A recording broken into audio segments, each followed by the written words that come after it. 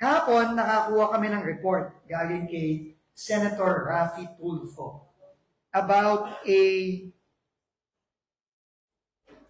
official of the DPWH. His name is Attorney Mikael Tupas, Attorney for Legal Service. May report na medyo abusado itong official na ito ng DPWH. Ayaw daw siyang papasukin sa isang gated na subdivision ng isang guard. Nagalit siya, pinagmumura niya yung guard, tapos binalikan pa niya, may kasama daw na pulis ba? Pinahuli pa yung guard na obviously ginagawa na naman yung guard ang kanyang trabaho.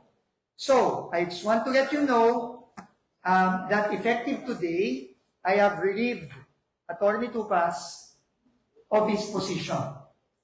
Relieve ko na siya ngayon. Ito, I will give you copies of this relief order that I signed today.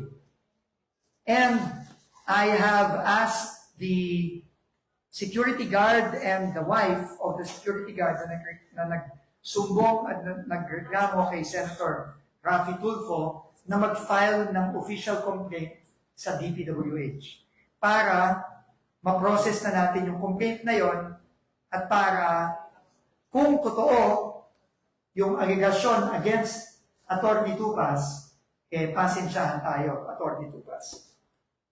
So we will not tolerate abusive behavior dito sa DPWH.